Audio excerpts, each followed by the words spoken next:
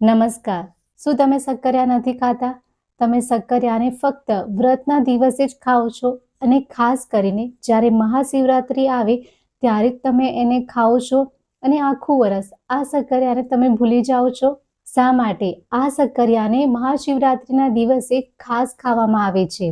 શું એ ફક્ત પરંપરા છે કે એની પાછળ કોઈ આયુર્વેદિક અને વૈજ્ઞાનિક કારણ પણ છુપાયેલા છે? તો ચાલો આ વાતને શાંતિથી સમજીએ. મહાશિવરાત્રિ ખાસ કરીને શિયાળો જ્યારે પૂરું થવાનું હોય એના અંત સમયમાં આવે છે. આ સમયે હવામાન બદલાય છે અને આયુર્વેદ કહે છે કે જ્યારે હવામાન બદલાય છે ત્યારે શરીરની જઠરાગ્નિ અને દોષોમાં ફેરફાર થાય છે. શિયાળામાં વધેલો કફ અને આળસને દૂર કરવા માટે એવી વસ્તુની જરૂર હોય છે જે પચવામાં હલકી હોય અને તાકાત પણ આપે. અને એની સાથે સાથે હવામાન બદલાવાની સાથે આપણા શરીરને એ હવામાન સાથે એડજસ્ટ થવામાં મદદરૂપ પણ થાય. આયુર્વેદ મુજબ શક્કરિયું મધુર રસવાળું, બળ આપનાર અને ઓજસ વધારનાર છે.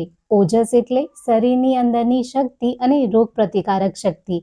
ઉપવાસ દરમિયાન શરીરમાં ઉર્જા ઓછી થઈ શકે છે, પરંતુ શક્કરિયું ધીમે ધીમે શક્તિ આપે છે. એ પેટને ભારે નથી પડતું, છતાં લાંબા સમય સુધી તૃપ્તિ આપે છે.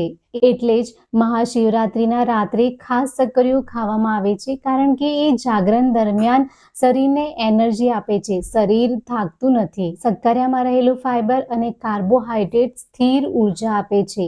એ પેટને ભારે નથી પડતું અને કબજિયાતને દૂર કરે છે. એટલે જ્યારે ઋતુ પરિવર્તન થાય ત્યારે શક્કરિયું એક યોગ્ય પસંદગી છે, કારણ કે એ શરીરને ઉર્જા અને રોગ પ્રતિકારક શક્તિ એ બંને આપે છે. એટલે શિવરાત્રિએ શક્કરિયું ખાવું એક પરંપરા નથી. એની પાછળ આયુર્વેદ, ઋતુ, પોષણ અને આધ્યાત્મિકતાનો સુંદર સમન્વય છે. ઘણા લોકો શક્કરિયાને વ્રત ઉપવાસમાં ખાવાની વસ્તુ માને છે, પરંતુ સાવધાન, જો તમે શક્કરિયા નથી ખાતા તો તમે કુદરત તરફથી મળેલા એક પાવરફુલ સુપરફૂડને મિસ કરી રહ્યા છો. આ કોઈ સામાન્ય કંદમૂળ નથી, પણ વિટામિન્સ અને મિનરલ્સનો ભંડાર છે, જે તમારા હૃદયથી લઈને તમારી આંખો સુધીના દરેક અંગને નવી તાકાત આપી શકે છે. આજે હું તમને શક્કરિયા ખાવાના એવા ચમત્કારિક ફાયદા જણાવવા જઈ રહી છું. એ જાણ્યા પછી તમે શક્કરિયાને આજથી જ ખાવાનું શરૂ કરી દેશો. એની સાથે સાથે હું તમને એ પણ જણાવીશ કે શક્કરિયાને ખાવાની સાચી રીત કઈ છે. શક્કરિયાને શેકીને ખાવા જોઈએ કે પછી બાફીને ખાવા જોઈએ? શક્કરિયા ખાવાથી કોણે બચવું જોઈએ? આ બધું આપણે આજના આ વિડીયોમાં જાણીશું. પહેલો મોટો ફાયદો થાય છે તમારા હૃદયને. શક્કરિયા પોટેશિયમનો સૌથી સારો સ્ત્રોત છે. પોટેશિયમ આપણા શરીરમાં સોડિયમની માત્રાને સંતુલિત કરે છે, જે બ્લડ પ્રેશરને કંટ્રોલ કરવા માટે અત્યંત જરૂરી છે. જો તમને હાઈ બીપીની સમસ્યા હોય તો શક્કરિયા તમારા માટે કુદરતી દવા જેવું કામ કરશે. તેમાં રહેલા એન્ટીઓક્સિડન્ટ હૃદયને મજબૂત બનાવે છે અને ભવિષ્યમાં હાર્ટ એટેકના જોખમને ખૂબ જ ઓછું કરે છે. બીજો ફાયદો તમારી આંખ માટે છે. શક્કરિયાનો ગુલાબી રંગ તેની અંદર રહેલા બીટા કેરોટીનના કારણે છે, જે શરીરમાં જઈને વિટામિન એ માં પરિવર્તિત થાય છે. માત્ર એક મધ્યમ કદનું શક્કરિયું તમારા પૂરા દિવસની જરૂરિયાતનું વિટામિન એ પૂરું પાડી શકે છે. તે રાત્રે જોવાની શક્તિ અને ઉંમર વધતા આંખોની નબળાઈને અટકાવે છે. સાથે જ તેમાં રહેલું વિટામિન સી ઋતુ બદલાવાની સાથે થતા શરદી ખાંસી સામે એક રક્ષા કવચની જેમ કામ કરે છે. શું તમે કબજિયાતથી પરેશાન છો? તો શક્કરિયા તમારા માટે વરદાન છે. તેમાં ભરપૂર માત્રામાં ડાયટરી ફાઇબર હોય છે, જે આંતરડાની સફાઈ કરે છે અને સવારે પેટ સાફ કરવામાં મદદ કરે છે. વધુમાં તે પ્રીબાયોટિક તરીકે કામ કરે છે, એટલે કે તે તમારા પેટના સારા બેક્ટેરિયા માટે ખોરાક પૂરો પાડે છે. જો આપણા આંતરડામાં સારા બેક્ટેરિયા પર્યાપ્ત માત્રામાં હશે તો આપણું પાચન તંત્ર હંમેશા મજબૂત રહેશે. અને મજબૂત પાચન તંત્ર એટલે સ્વસ્થ શરીર. વજન ઘટાડવાની ઈચ્છા ધરાવતા લોકો માટે શક્કરિયા એક બેસ્ટ ઓપ્શન છે, કારણ કે શક્કરિયા ખાધા પછી તમને લાંબા સમય સુધી ભૂખ નથી લાગતી. તમારા શરીરમાં ઓછું ખાવા છતાં પણ એનર્જી રહે છે.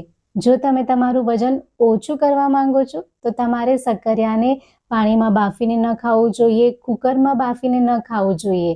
તમારે શક્કરિયાને વરાળથી બાફવું જોઈએ, કાં તો એને શેકીને ખાવું જોઈએ. જ્યારે તમે આ રીતે શક્કરિયાને ખાઓ છો તો વજન ઓછું કરવામાં તમને ખૂબ જ મદદ મળે છે. જેમને પોતાનું હિમોગ્લોબિન વધારવું હોય, આયર્ન વધારવું હોય તો તેમના માટે શક્કરિયા એક વરદાન રૂપ છે. હરસ, મસા, ભગંદર, મળમાર્ગમાં બળતરા આ બધી સમસ્યાથી જો તમારે બચવું હોય તો શક્કરિયાને અવશ્ય ખાવું જોઈએ. ચામડી સંબંધિત સમસ્યા જેમ કે સીરસ થતું હોય, લાલ ચકમા થતા હોય, એલર્જીના કારણે ખંજવાળ આવતી હોય, ગુમડા થતા હોય તો આવી સ્થિતિમાં તમારે શક્કરિયાને ખાસ ખાવા જોઈએ. જેમને યુરિક એસિડ વધારે રહે છે, યુરિક એસિડ વધવાના કારણે સોજા આવે છે, સાંધામાં સોજો રહે છે, ત્યાં દુખાવો થાય છે તો એમના માટે પણ શક્કરિયા ખૂબ જ લાભદાયી છે. જુઓ, શક્કરિયાને આપણે સ્વીટ પટેટો પણ કહીએ છીએ. મીઠું હોવા છતાં પણ એ ડાયાબિટીસને નથી વધારતું. શક્કરિયા ડાયાબિટીસના દર્દીઓ માટે એક ઔષધિની જેમ કામ કરે છે તો એમણે ખાસ શક્કરિયાને ખાવું જોઈએ. જો તમને થાક અને નબળાઈ અનુભવાય છે તો શક્કરિયામાં રહેલું પ્રાકૃતિક કાર્બોહાઈડ્રેટ તમને ધીમે ધીમે ઉર્જા આપે છે. શક્કરિયું ખાવાથી પૂરા દિવસ તમને સ્ફૂર્તિ મળે છે. શક્કરિયા ખાતા સમયે આપણે અમુક ભૂલો કરતા હોઈએ છીએ જેના કારણે શક્કરિયા ખાવાના પૂરેપૂરા ફાયદા આપણને નથી મળતા. સૌપ્રથમ આપણે જ્યારે શક્કરિયાનો શીરો બનાવીએ છીએ ત્યારે એની અંદર ખૂબ જ વધુ માત્રામાં ઘી, ખાંડ અને દૂધ નાખતા હોઈએ છીએ. તો આ પ્રકારે જ્યારે તમે શક્કરિયાને બનાવીને ખાઓ છો તો એ તમને ફક્ત સ્વાદ આપે છે, પોષણ નથી આપતું. જો તમે શક્કરિયા ખાવાના પૂરેપૂરા ફાયદા લેવા માંગો છો તો તમારે તમારી પ્રકૃતિ પ્રમાણે શક્કરિયાને ખાવા જોઈએ. જો તમારી પિત્ત પ્રકૃતિ છે તો તમારે શક્કરિયાને ઘીની સાથે ખાવું જોઈએ. ઘીની અંદર તમે એનું શાક બનાવીને ખાઈ શકો છો, શીરો બનાવીને ખાઈ શકો છો. જો તમારી વાત પ્રકૃતિ છે અને તમારું વજન ઓછું છે તો તમારે શક્કરિયાને તલના તેલ સાથે ખાવું જોઈએ. તલના તેલની અંદર તમે એનું શાક બનાવીને ખાઈ શકો છો, એનો શીરો બનાવીને પણ લઈ શકો છો. જો તમારી કફ પ્રકૃતિ છે અને તમારું વજન વધારે છે તો તમારે શક્કરિયાને એમ જ શેકીને અથવા તો વરાળથી બાફીને ખાવું જોઈએ. આયુર્વેદ અનુસાર શક્કરિયાને ક્યારેય ફ્રાય ન કરવા જોઈએ, એને હંમેશા વરાળથી બાફીને ખાવા જોઈએ. આ રીતે બાફેલા શક્કરિયાની અંદર પોષક તત્વો જળવાઈ રહે છે અને બ્લડ શુગર ઝડપથી વધતી નથી. ખાસ ચેતવણી, જો તમને પથરીની સમસ્યા છે તો તમારે શક્કરિયા ખાવાથી બચવું જોઈએ અથવા તો મર્યાદિત માત્રામાં જ ખાવું જોઈએ. મિત્રો, કુદરતે આપણને જે આહાર આપ્યો છે એ જ આપણી સૌથી મોટી દવા છે. જો તમને આ માહિતી ગમી હોય તો વિડીયોને લાઈક કરી લેજો. ચેનલ પર નવા છો તો ચેનલને સબસ્ક્રાઇબ કરી લેજો. હંમેશા સ્વસ્થ રહો, હસતા રહો.